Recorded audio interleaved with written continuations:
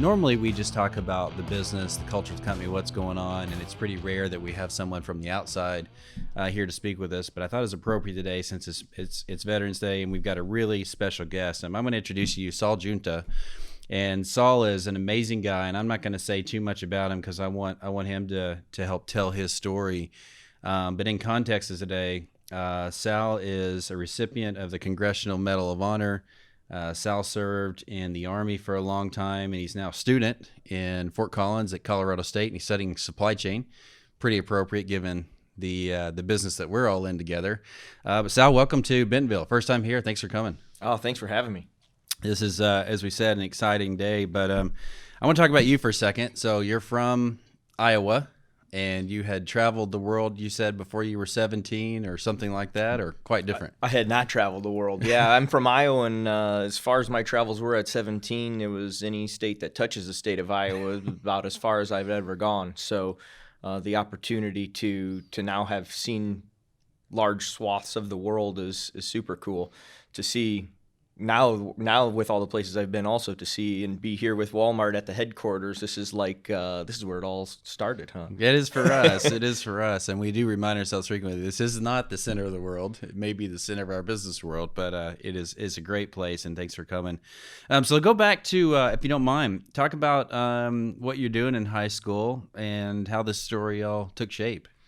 Yeah, my growing up was very much ordinary Midwest America. You do good things happen to you. You do bad things happen to you.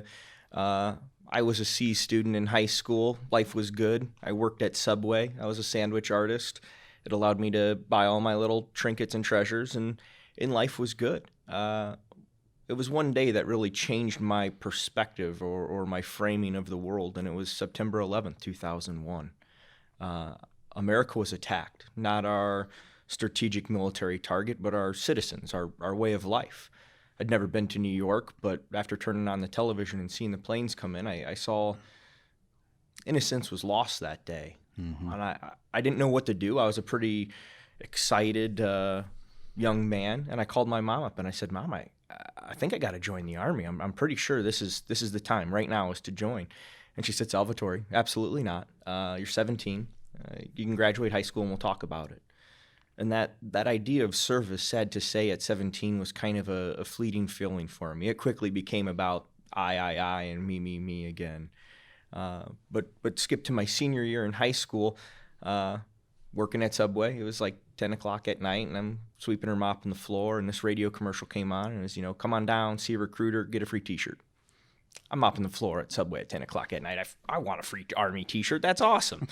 So I went in and I talked to the recruiter. And the recruiter told me something that I really wasn't prepared to hear. And he told me the truth. He said, "We're a country at war. We've been in Afghanistan since 2001. We just jumped into Iraq March 26, 2003. You're an 18-year-old able-bodied male. If you want to make a tangible difference in the country that has given you absolutely everything, join the United States Army." And that really struck me. I wasn't prepared to be treated like an adult, and I thought he was going to try selling me something, not just sell me with the truth. And I thought about it, and I could make a tangible difference, and I didn't really have any direct future dreams. I wasn't going to pursue school right away, and so joining the military gave me that chance for them to teach me to be useful and then to be put to use. It really changed my life. In ways that I joined, I would love to tell you it's for patriotism. It was for the adventure. By the time I was 18, they gave me a chance to jump out of planes and shoot guns and leave Iowa, and all that sounded pretty darn good to me.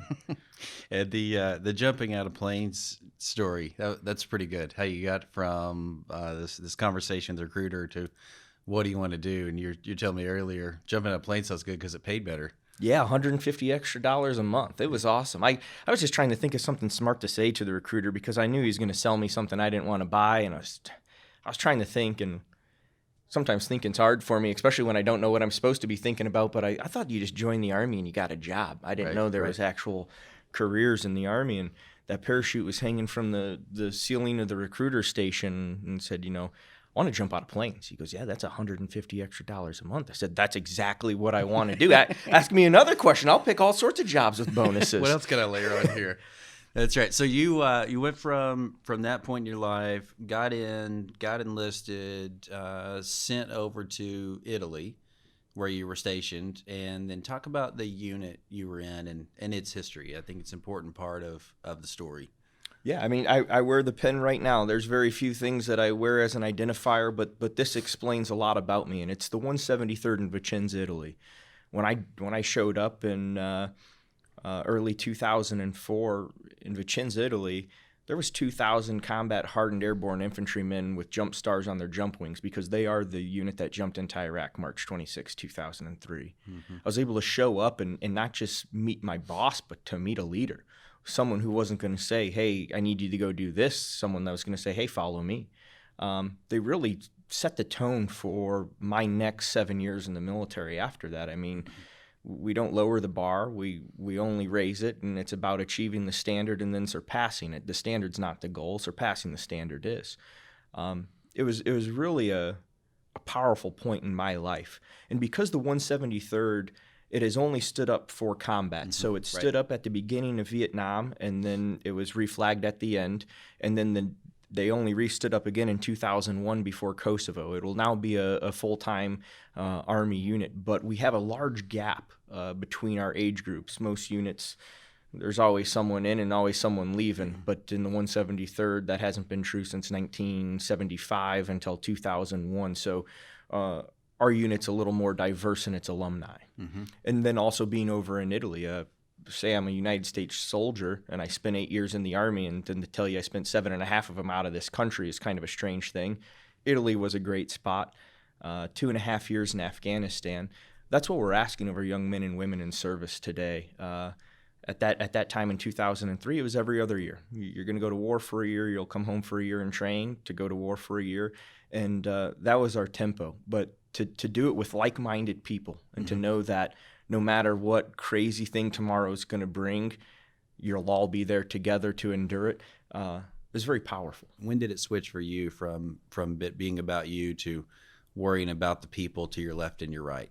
I think when I really found the value of what a team means. No matter which room you're in or wherever you're at, there's no one person that's better than all of us. And when your everything is truly your everything, a bad decision could cost a life.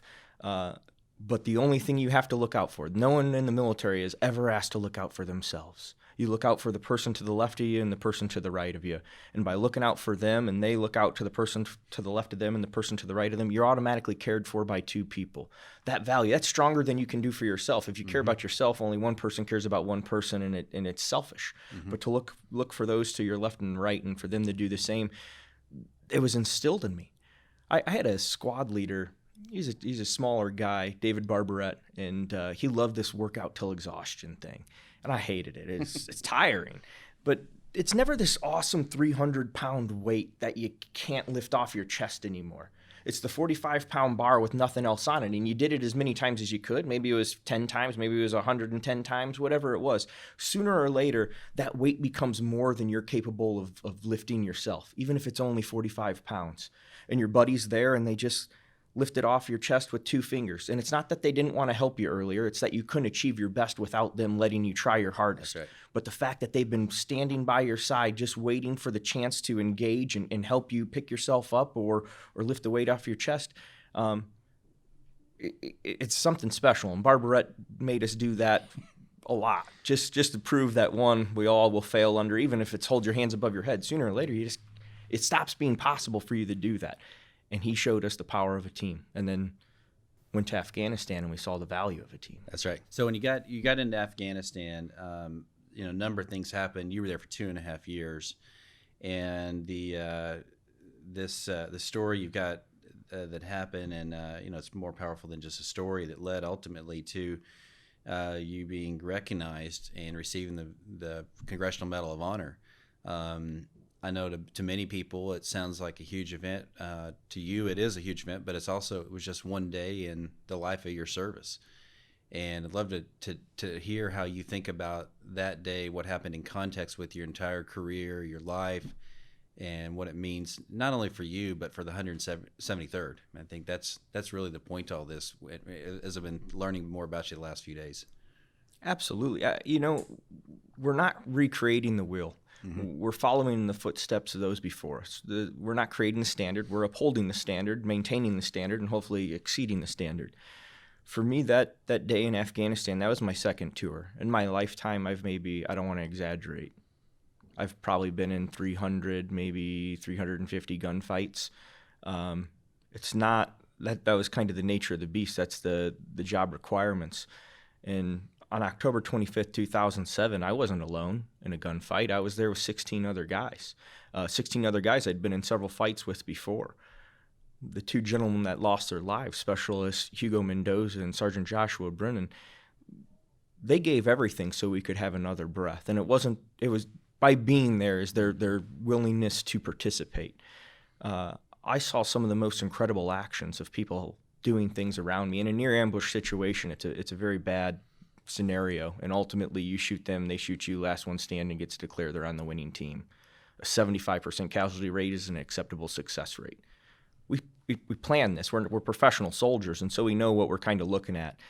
But because everyone was doing everything they needed to do, all the boxes were checked. The only thing that I was doing were the boxes that weren't checked, because that's what professionals do. We all got to move in different directions at the same time to get the most amount of things done the quickest we can. Mm-hmm. The things I did that night were not special. It was exactly what was expected of me. It was the only thing left to do, and that's why I did it.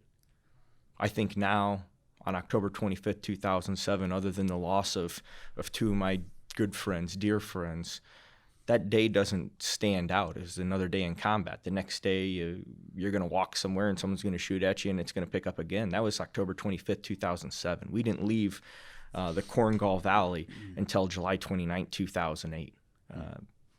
We were busy working. There was things to be done.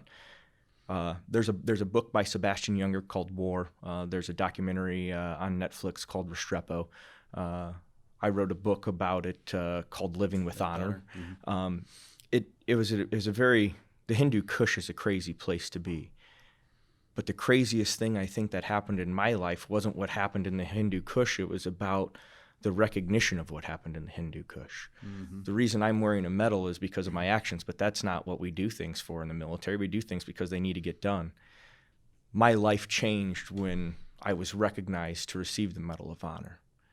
And I don't want to say that it was a bad thing. I'm going to say it was embarrassing to be called out, because I know my peers. They're bigger, they're faster, they're stronger, they're more selfless than I am. Some of them say, hey, follow me, and I'll follow them. And sometimes I say, follow me, and they follow me, and I'm a little bit worried for the decisions we're all making. We've always done it as a team, and to wear the medal alone is a lonely place to be, and it feels awkward. Yeah. And so if I get the opportunity to speak into a microphone, I want to talk about those to the left and the right of me, those that came before and those that are still over there kicking butt for us today. Where's the medal today? The medal today is exactly where it's supposed to be. It is over in Vicenza, Italy with the 173rd. Like I said, I struggled for a couple years, not outwardly, but what that represents and what that means. I've lost 28 buddies in combat who gave every single one of their last breaths just so we could have it today. And to be singled out and recognized is embarrassing. Mm-hmm. But it's great recognition for the unit. It is, and that is where it belongs. It belongs with those still doing it. I ended up over in Italy about 3 years ago over the 4th of July, and I had the opportunity. There's about 50 guys that served in the unit from Vietnam that were there, and I'm looking at 2,000 Maroon Beret men and women ready to jump on a plane and take a half ride to nowhere at a drop of a hat notice, to defend our freedom. And I thought, this is it. This is exactly where the medal belongs. It belongs with those that are living selflessly, those that are living for us. And they will never say that because they got their nose to the grindstone and they're working, but they did it. And it gave me the opportunity to pull off the Medal of Honor and bestow it to them, because that's who they're earning it every single day. Mm-hmm. And although it's an individual award, I think they got that wrong. It's always been a unit award. In the military, I haven't even gone to the bathroom alone. So to say I did something alone, don't single me out that way. It's inappropriate. The medal's where it's supposed to be. So people say that to whom much is given, much is expected. And after this day, when you received the medal, your life changed quite a bit. And you didn't ask for it. You didn't ask for the change, but it did change. So what's the change been like? It's been exciting and worrisome and nerve-wracking and awkward. It really has. It's changed the way I even carry myself. Like I said, I know who I represent, and when you're representing people that are so much better than you, you got to bring your A game all the time because they deserve that. I think I was a staff sergeant, airborne infantry staff sergeant. We're the kind of people that hang out in the back of the room or possibly close to the bar. And now all of a sudden I'm talking into microphones and I'm talking about my peers and sitting with the generals. And it's been an awesome shift in my life, but it's been one that I really don't feel like I signed up for. Do you mind talking about what's that been like? I know you're in college now and you're thinking about the next chapter. You're graduating in May and you're in a great path, but what's it been like transitioning from that style of life and leadership to working in the public again? It's been humbling. There's always that next adventure, and I will be the first person in my family to have a 4-year degree. I don't think that would have happened without the GI Bill, being able to afford me the opportunity to go to school. And I don't think it would have happened without all the great inspiration I have around me. People saying, hey, you go back to school, you put your head in the book, you learn some stuff, you make yourself useful again, and then re-engage in life. It's been a neat opportunity. My wife has been my biggest cheerleader, my best coach, and sometimes the one that gives me the kick in the tail end to get me moving again. It is the opportunity to engage with these folks in school. The average students right now, because I'm a senior, is like 20, 21. I'm 34 years old. And I get to listen to them talk about things they have no business understanding, and yet they comprehend the ways of the world, and they know things that they've never experienced, but they've read about. And it motivates the heck out of me to think, hey, we're all trainable. We're all capable of learning. And the folks that we have coming out at 21 years old are incredible ambassadors and are ready to just make the future a brighter place for all of us. Someone said to me recently, the best time to plant a tree is either 20 years ago or today. So you just got to decide to go out, plant the tree, get going. Anyone can do it. You just have to work through it, have a great attitude. And it, it's hard. It's hard when you've got a family. You've got kids, you're balancing all of that. You're balancing this, you're balancing school, but you're going to do it and you're going to finish it, and other people can as well. Absolutely. I mean, I should be proof of that. I'm a kid from Iowa who joined for an adventure and had the opportunity to see the world. And now I'm a guy from Iowa, maybe not a kid anymore, but we all have these chances we can take in life. And when we were talking earlier, I said that there's a Wayne Gretzky quote I love, and you miss 100% of the shots you don't take. Right. That's the bottom line. If you have been successful in everything you've done, I suggest you find a bigger fishbowl to play in, because we're not. And it's about achieving more by taking yourself out of the comfort zone. And for a lot of us, school's it. Yeah, I was a C student in high school. I am like a A- student in college, which blows me away. I think my perspective of it's a lot different, and I know that knowledge really is power. And you're invested in it. It's funny you say that. I still think of myself as a kid from Southern Arkansas. I was the first to graduate college in my family as well. And it's just, you just make up your mind and you go do it. And whatever you put your mind to, you can do. You're an inspiration to many.